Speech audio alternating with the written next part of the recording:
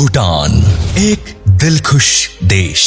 दोस्तों, वैसे तो आज के समय में लगभग हर देश दुनिया के सामने खुद को अलग और खास साबित करने में लगा है, लेकिन आज हम आपको दुनिया के एक ऐसे देश के सैर पर लेकर जाने वाले हैं जो आज के इस मॉडर्न युग में इंटरनेट जैसी सेवाओं से कटा हुआ है। 7 लाख से अधिक जनसंख्या वाले इस देश के लोगों को पेड़ों से बहुत ज्यादा लगाव है। भारत, तिब्बत और चीन की सीमा से सटा हुआ ये देश आज तक किसी भी देश का गुलाम नहीं बना। दुनिया के गरीब देशों की लिस्ट में शामिल इस देश में कोई भी व्यक्ति भीख मांगते हुए नहीं दिखाई देगा और ना ही यहाँ पर कोई भी व्यक्ति आपको बेघर मिलेगा। इसकी वजह है यहाँ के लोगों की दयालुता और उनकी सभ्यता। तो चलिए आज इस देश की सैर पर चलते हैं और जानते हैं इस देश के बारे में कुछ दिलचस्प फैक्ट्स। दोस्तों, भूटान दुनिया का आखिरी ऐसा देश है जहां पर साल 2001 में टीवी और इंटरनेट पर से प्रतिबंध हटाया गया। हालांकि आज भी यहां के लोग इंटरनेट की दुनिया के साथ जीने के मुकाबले अपने धार्मिक परंपरा के साथ जीना पसंद करते हैं। हालांकि भूटान की राजधानी थिम्पू के लोग इंटरनेट और स्मार्टफोन से दोस्ती कर चुके हैं। भूटान एक महिला प्रधान देश है, इसीलिए जब किसी कपल की शादी होती है तो भारत की तरह लड़की अपने पति के घर नहीं जाती, बल्कि यहाँ शादी के बाद लड़के की विदाई होती है। क्यों, चौंक गए ना? जी हाँ, ये बात बिल्कुल सही है। दरअसल भूटान महिला प्रधान देश है और वहीं भूटान में पुरुषों के बजाय महिला ही अपने घर को चलाती है। और यहाँ तक भूटान में आपको ज्यादातर महिलाएं व्यवसाय और खेतों में काम करती दिख जाएंगी।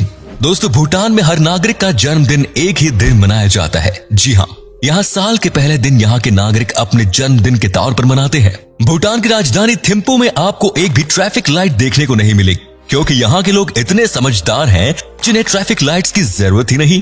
शायद भारत में भी ऐसा हो पाता। दोस्तों, आपको बता दें कि यहाँ पर तंबाकू और पॉलीथीन पूरी तरह से प्रतिबंधित है। यही वजह है कि आपको भूटान में पॉलीथीन देखने को नहीं मिलेगी। आपको भूटान के बारे में ये बात जानकर हैरानी होगी कि भूटान का असली नाम भूटान नहीं, भूटान को सिर्फ इंग्लिश भाषा में भूटान बोला जाता है, जबकि यहाँ का स्थानीय नाम ड्रुक युल है, जिसका मतलब है ड्रैगन का देश। पूरी दुनिया में भूटान एक अकेला ऐसा देश है जहाँ के लोगों पर पर्यावरण संरक्षित रखने का दायित्व है और वहाँ के नागरिक अपने इस जिम्मेदारी को बखूबी निभाते हैं।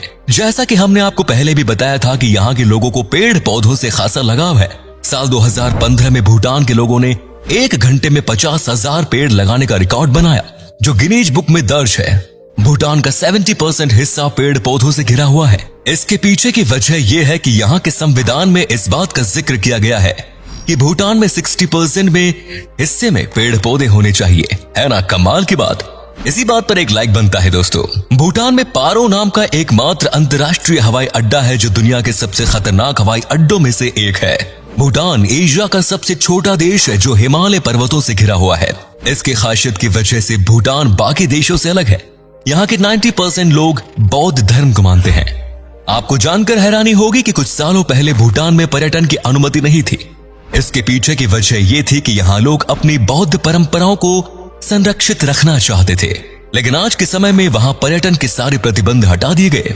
लेकिन भूटान ने यहाँ के पर्यटन को महंगा जरूर कर दिया।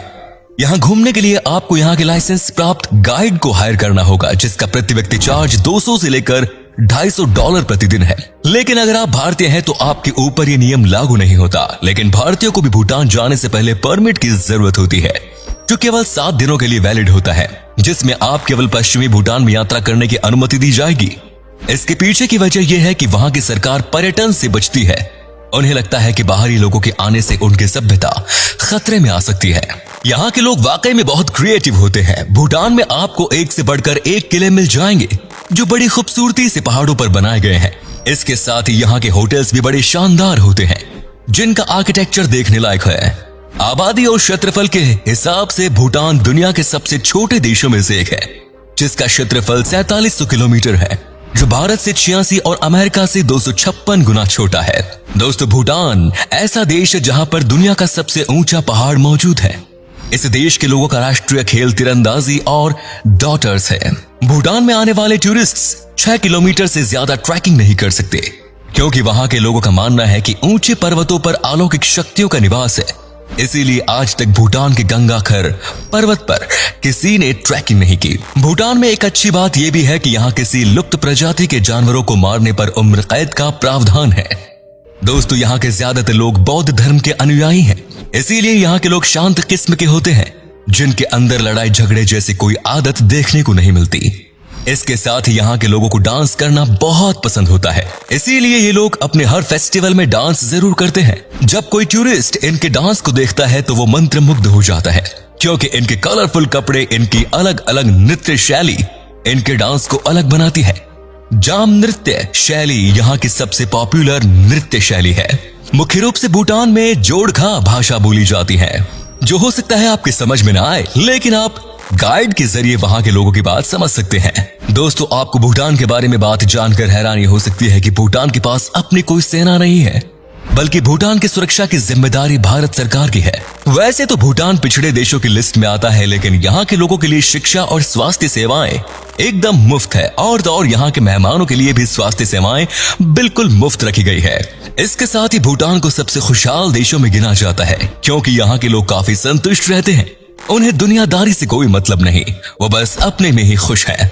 भूटान की एक और चीज जो यहाँ आने वाले पर्यटकों का ध्यान अपनी तरफ खींचती है, वो है यहाँ बनाए जाने वाला खाना। मिर्च मसालों को यहाँ हर डिश में इस्तेमाल किया जाता है। भूटान में आपको खाने के लिए बहुत सारी डिश मिल जाएगी, जिनमें एम्मा, दच्ची, शाकम्पा, फक्शापा, पुटा आदि शामिल है। चलिए अब आपको भूटान के उन जगहों से रूबरू करवाते हैं जहां घूमने के बाद आपकी आत्मा तृप्त हो जाएगी।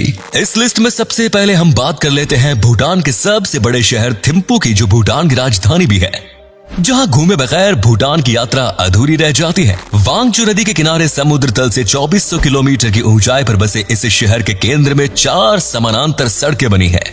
यहाँ आपको बाजार, राष्ट्रीय कार्यालय और खूबसूरत बगीचे देखने को मिलेंगे। थिम्पू शहर में आपको भूटान के सबसे प्राचीन मूर्तियां भी देखने को मिल जाएंगी, जिन्हें देखकर आंखों को अलग ही शांति मिलती है। इसके बाद आता है भूटान का तीसरा बड़ा शहर पारो। 155 मंदिर और अनेक मठों से सुसज्जित इस शहर में भूटान का एकमात्र हवाई अड्डा भी मौजूद है। जैसा कि हम पहले भी बता चुके हैं, भूटान में सबसे लोकप्रिय मठों में टाइगेनेस्टी मॉनेस्ट्री है, जो एक बड़ी सी चट्टान को तराश कर बनाई गई है। यहाँ आने वाला हर टूरिस्ट एक अलग ही शांति में डूब जाता है। इसके अलावा पारो में रेड बम्प जोन, भूटान का राष्ट्रीय म्यूजियम भी घूमने के लिहाज से बेहद उम्दा स्थान है। अगर आप भूटान की परंपराओं से जुड़े सामान को खरीदने में दिलचस्पी रखते हैं तो आपको पारो बेकांद मार्केट में जरूर जाना चाहिए, जहां जाकर आप कुछ न तो कुछ जरूर खरीद लाएंगे, जो आपको भूटान यात्रा की हमेशा याद दिलाएगा। अब बात कर लेते हैं पुनाखा शहर के बारे में, जो थिम्पू से पहले भूटान की राजधानी हुआ करता था। महज कुछ किलोमीटर में बसा ये शहर थिम्पू से 77 किलोमीटर की दूरी पर स्थित है। इस जगह पर ट्रैकिंग और राफ्टिंग करने का अलग ही मजा है। पुनाखा शहर अपने 108 गुम्बदों की वजह से भी बहुत प्रसिद्ध है।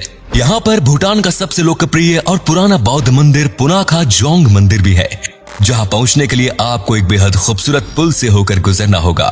अगर आप नेचर ब्यूटी को देखना चाहते हैं तो आपको हा वैली जरूर जाना चाहिए, जो पारो से 67 किलोमीटर की दूरी पर स्थित है। इस जगह पर आप भूटान के पारंपरिक रीति रिवाजों से रूबरू होंगे, इसीलिए भूटान जाने पर इस शहर को घूमना न भूलें।